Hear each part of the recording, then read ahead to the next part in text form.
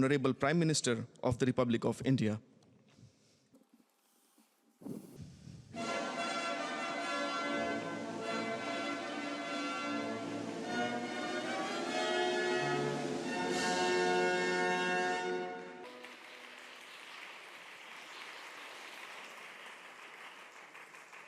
Hello friends, Russian president Vladimir Putin భారత ప్రధాని నరేంద్ర మోదీకి ఒక హయ్యెస్ట్ రష్యన్ సివిలియన్ అవార్డు ఇచ్చిన వార్త మీలో కొంతమంది అయినా చూసి ఉంటారు.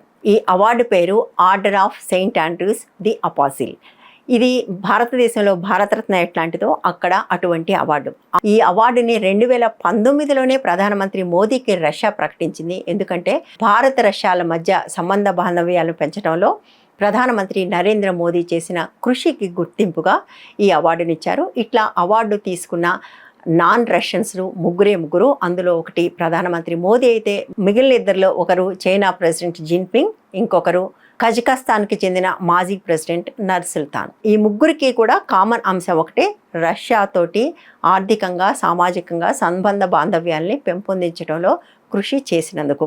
అవార్డు పేరు order of Saint Andrews the Apostle అని చెప్పాను కదా. ఈ అవార్డు ఎప్పుడు పెట్టారు, ఎందుకు పెట్టారు, ఎవరు పెట్టారు, ఎందుకు ఇంకా కొనసాగుతుంది, ఇవన్నీ తెలుసుకోవడం కూడా చాలా ఆసక్తికరంగా ఉంటుంది. సో ఆ విషయాలన్నీ ఇప్పుడు నేను మీకు చెప్పబోతున్నాను. సెయింట్ ఆండ్రూస్ అనే ఒక సెయింట్ పేరు మీద ఈ అవార్డు ఉంది అనేది మనకు అర్థమవుతుంది. ఎవరు ఈ సెయింట్ ఆండ్రూస్? లెజెండ్ ఏంటంటే జీసస్ని క్రూసిఫై చేసిన తర్వాత, అంటే సిలువ ఎక్కించిన తర్వాత ఆయనతో ఉన్న 12 మంది ఆయన మెసేజ్ తీసుకుని ప్రపంచం అంతా ఆ మెసేజ్ని విస్తరించడానికి వెళ్ళారు అనేది ఒక కథనం ఉంది. ఆ 12 మందిలో ఒకడైన ఆండ్రూస్ రష్యా వైపు వచ్చాడు. రష్యాలోను, గ్రీస్లోను, మరికొన్ని యూరోపియన్ కంట్రీస్లోను ఆయన మెసేజ్ని స్ప్రెడ్ చేయడానికి సహాయపడ్డాడు అనేది లెజెండ్. సో అట్లాగే ఆయన రావటం వల్లనే రష్యా ప్రాంతంలో అప్పట్లో కాన్స్టాంటినోపిల్ చర్చ్ కూడా ఏర్పాటైంది. ఆ తర్వాత కాలంలో అదే ప్రధానమైన క్రిస్టియానిటీ సెక్ట్గా మారి రష్యన్ ఆర్థడాక్స్ చర్చ్ ఏర్పడటానికి కూడా కారణమైంది. అయితే ఇది అవార్డుగా ఎప్పుడు మారింది? 1672 నుంచి 1725 వరకు రష్యాను పాలించిన జార్ రాజు, ద పీటర్ గ్రేట్ అంటారు. హిస్టరీలో ఆయనకి చాలా పేరు ఉంటుంది. ఈ అవార్డును నెలకొల్పడానికి కారణం ఏంటంటే అప్పటిదాకా ఎవరైనా ఏదైనా గొప్ప పని చేసినప్పుడు వాళ్ళని సత్కరించడం కోసం వాళ్ళకి విపరీతమైన డబ్బులు, బోల్డ్ అంత పెద్ద పెద్ద ఎస్టేట్స్ ఇస్తుండేవాళ్ళు. బట్ ఆయన వేరే దేశాలకు వెళ్ళినప్పుడు అక్కడ అవార్డులు ఉండటం చూశాడు. ఇట్లా అవార్డులు ఇవ్వటం వల్ల మనం రాచరికపు సొమ్ము కొంత సేవ్ చేసుకోవచ్చు కదా అనే ఒక కారణంతో ఆయన ఈ అవార్డును ప్రారంభించాడు. అది హయ్యెస్ట్ సివిలియన్ అవార్డు, అంటే దేశం కోసం పనిచేసిన చాలా చాలా గొప్ప వాళ్ళకి ఇచ్చే ఒక అవార్డు. ఆ అవార్డు ఆ తర్వాత కొన్ని వందల మందికి ఇచ్చారు. 1918లో రష్యన్ రివల్యూషన్ జరిగినప్పుడు జార్ రాచరికాన్ని ఓడించి అక్కడ కమ్యూనిస్టు ప్రభుత్వం ఏర్పడినప్పుడు ఈ అవార్డుని రద్దు చేశారు.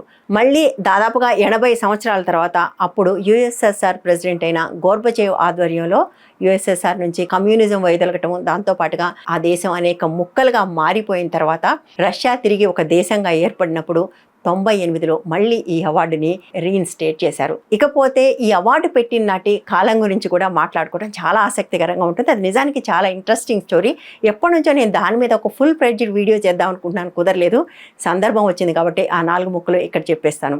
ముందే చెప్పాను కదా, సార్ ది పీటర్ గ్రేట్ అనే ఆయన దీన్ని మొదలుపెట్టాడని. ఈయన 1727లో చనిపోయే నాటికి రష్యా పరిస్థితి ఏంటంటే యూరోప్ అంతా కూడా మార్పుకు సంబంధించిన గాళ్ళు వీస్తున్నాయి. ఆ టైంలో రష్యా మోస్ట్ కన్జర్వేటివ్ సొసైటీగా ఉండేది. అక్కడ ఉండే ఆర్థడాక్స్ చర్చ్ దాదాపుగా రాజ్యాన్ని పూర్తి తన కంట్రోల్లో పెట్టుకునేది. మతము రాజ్యము కలిసి అనేక అరాచకాలు చేసిన కాలం అది. అక్కడ రాజులు కానీ అటు చర్చ్ కానీ కూడా అక్కడ ఏ రకమైన మార్పుల్ని కూడా స్వాగతించని కాలం. ఆర్థడాక్స్ చర్చ్ కింద ఉండే వాళ్ళు తప్ప మిగిలిన ఏ మతాన్ని కూడా సహించలేని కాలం. అయితే దీంట్లో ఒక చిన్న సమస్య కూడా ఉండేది. చర్చ్ ఎప్పుడు కూడా రాజును తన గుప్పిట్లో పెట్టుకునే ఒక ప్రయత్నం చేసేది. చర్చికి విపరీతమైన సంపద కూడా ఉండేది. దానికి విపరీతమైన ల్యాండ్స్, ధనము ఉండేవి. రాజు దగ్గర నుంచి, ప్రజల దగ్గర నుంచి దానికి విపరీతమైన ధనం కూడా చేకూరుతూ ఉండేది. అదే సమయంలో మిగిలిన యూరోప్ అంతా, ముఖ్యంగా యూకేలోను, ఫ్రాన్స్లోను చర్చిని, రాజ్యాన్ని విడదీయాలనే ఒక బలమైన ప్రయత్నం జరుగుతుంది. చర్చి నుంచి బయటపడి రాజ్యాన్ని నడపాలి అనే ఒక ప్రయత్నం రాజులు చేస్తుండేవాళ్ళు. ప్రజల నుంచి ఆలోచన విపరీతంగా వచ్చినప్పుడు రివల్యూషన్స్కి దారితీస్తే కేవలం రాజులే చేసినప్పుడు చిన్న చిన్న సర్దుబాట్లకు మాత్రమే దారితీసింది. ఇక్కడ అటువంటి మార్పులకు ఏమాత్రం అవకాశం ఇవ్వని కాలం అది. చర్చ్ పూర్తిగా రాజ్యాన్ని కంట్రోల్ చేస్తుండేది. రాచరికం అనేది దైవానుగ్రహం అని, రాచరికానికి దైవానికి మధ్యలో అనుసంధానంగా చర్చి ఉంటుందని వాళ్ళు నమ్మేవాళ్ళు, ప్రజలు నమ్మేవాళ్ళు, లేదా నమ్మించేవాళ్ళు. దాంతో ఎవరు చర్చిని క్వశ్చన్ కూడా వేయలేని ఒక పరిస్థితి ఉండేది. పీటర్ తర్వాత వచ్చిన ఆమె ద క్యాథరిన్ గ్రేట్ అని ఉండేది. ఆమె జర్మనీ నుంచి వచ్చింది. ఆమె అప్పటికే ఇటువంటి ప్రయత్నాలన్నీ జర్మనీలో సాగటం, ముఖ్యంగా ఆడపిల్లలు చదువుకోవటం అనేది అప్పటికి జర్మనీలో ఉంది. అందుకని క్యాథరిన్ కూడా చదువుకుంది. ఆమె ఇక్కడికి వచ్చిన తర్వాత ఆడపిల్లలకి చదువు చెప్పాలని ప్రయత్నం చేసినప్పుడు చర్చి పూర్తిగా వ్యతిరేకించింది. పీటర్ ద గ్రేట్ చనిపోయిన 4 సంవత్సరాలకే క్యాథరిన్ రాజ్యాన్ని కూడా చేజిక్కించుకొని ఆమె మొట్టమొదటిసారి అక్కడ మతానికి రాజ్యానికి ఉన్న సంబంధాన్ని తొలగించాలనే ప్రయత్నం చేయటం, ఆడపిల్లలకు చదువు చెప్పించడము, ఇతర మతాలను వాళ్ళు కూడా ప్రార్థనలు చేసుకునే అవకాశాలు కల్పించడం అనే ప్రయత్నాలు చేసింది. ఆమెను చాలామంది అక్కడ చాలా రిఫార్మిస్ట్గా చూస్తారు. ఎందుకంటే ఆమె అప్పటికే అటువంటి మార్పు గాలులు వీస్తున్న యూరోప్ నుంచి వచ్చింది కాబట్టి ఆమె అక్కడ ప్రయత్నాలు చేసింది. కానీ ఆ ప్రయత్నాల్ని చర్చి విపరీతంగా అడ్డుకునే ప్రయత్నం చేసింది. ఆ సందర్భంగా వాళ్ళు ఒక మాట అనేవాళ్ళు, సెక్యులరిజం అనేది మనిషి ఆరోగ్యానికి, సమాజ ఆరోగ్యానికి కూడా చాలా ప్రమాదకరం. ఆ మాట నిజంగా అనేవాళ్ళు. అప్పుడు చాలామంది అప్పటిదాకా ఉన్న రాజులు కూడా దాన్ని నమ్మేవాళ్ళు. సెక్యులరిజం అనేది ఒక తప్పుడు భావన అని. ఈ కథలో కొంత భాగం మీకు అర్థం కావాలంటే అమెజాన్ ప్రైమ్లో ఒక సిరీస్ ఉంది, ద గ్రేట్ అని. క్యాథరిన్ ది గ్రేట్ మీద కొంచెం వాస్తవం, చాలా కల్పనతో వాళ్ళ సిరీస్ తీశారు.